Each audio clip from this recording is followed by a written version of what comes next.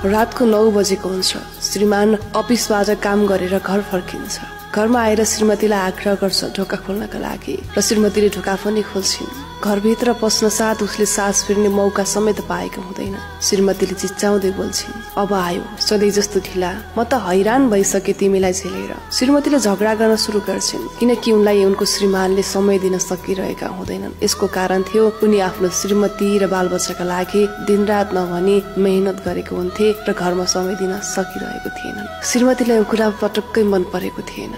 श्रीमानको आँखामा थकान र अनुहारमा भोकको गहिरो छाया थियो। एकछिनपछि श्रीमानले भन्यो, म दिनभरि काम गरेर थाकेर आएको छु, साह्रै भोक लागेको छ, मैले खाजा पनि खाएको छैन, आज मलाई खाना देऊ न है भन्छ। श्रीमतीले भनिन्, आफै हालेर खाऊ, मलाई निद्रा आएको छ। श्रीमान चुपचाप बसेर श्रीमतीको कुरा सुनिरहे। रातभरि श्रीमानसँग श्रीमती झगडा गरिरहन्छन्। त्यो रात गुनासो र झगडा बीच बित्यो।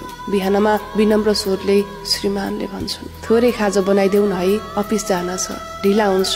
तर श्रीमतीले श्रीमानलाई खाजा र खाना दिनुको सट्टा सराप्न सुरु गर्छिन्। हे भगवान, यस्तो श्रीमान हुनुभन्दा त चाँडै मरोस्, यसको अनुहार हेर्न नपरोस्, यसलाई देखेर त म हैरान नै भइसके भनेर श्रीमती फुतफुताउन थाल्छिन्। श्रीमतीको त्यो बोली र व्यवहारले श्रीमानको मनमुटु नै चसक्क चस्किन्छ, भकानो फुटेर आउँछ। मनमा कुरा खेलाउँदै आँखामा आँसु बगाउँदै केही बेरपछि श्रीमान केही नबोली चुपचाप लागेर अफिस निस्किन्छन्। त्यसै दिन साँझको समयमा श्रीमती छोराछोरी स्कुलबाट लिएर घरतर्फ फर्किँदै थिइन्। घरको छेउछाउमा मान्छेको ठूलो भिड देख्छिन्। के को भिड होला आज यहाँ भन्दै नजिकै गएर हेरिन्। त्यहाँ त आफ्नै श्रीमानको लास देखिन्। अचानक त्यो भिडभाडको दृश्य देखेर उनको सास रोकियो। मान्छेहरूको ठूलो भिड र घुइँचो लागेको थियो। मान्छेहरू एक आपसमा काने खुसी गर्दै कुरा गरिरहेका थिए। श्रीमानको लास देख्ने बित्तिकै उनी छाँगाबाट झरे जस्तै भइन्। त्यसपछि रोई कराई चिचाउन थालिन्। केही बेर अगाडि गाडीको ठक्करले श्रीमानको मृत्यु भएको रहेछ। श्रीमानलाई अङ्गालो हाल्दै, बुढो उठ न, म तिमीलाई धेरै माया गर्छु, हजुरले जे भन्नुहुन्छ त्यही मान्छु,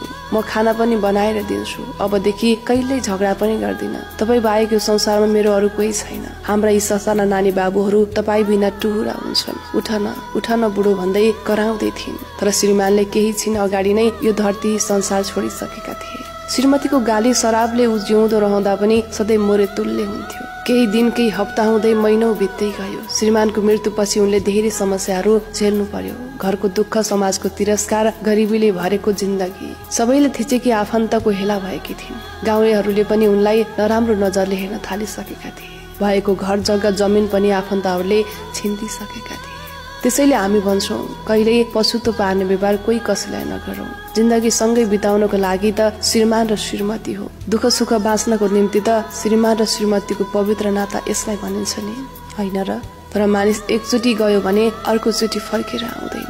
जीवनको मूल्य हामी ढिलो भएपछि मात्रै बुझ्छौँ। साना साना कुरामा रिस, तर्क, ती क्षणहरू ठुलो देखिन्छन्। तर जब त्यो मान्छे साथमा हुँदैन, त्यही क्षणहरूले गहिरो पश्चातापमा बदलिने गर्छन्। बल्ल उसलाई महसुस हुन्छ कुनै पनि सम्बन्धको सम्मान जीवित हुँदा गर्नु नै बेस हुन्छ।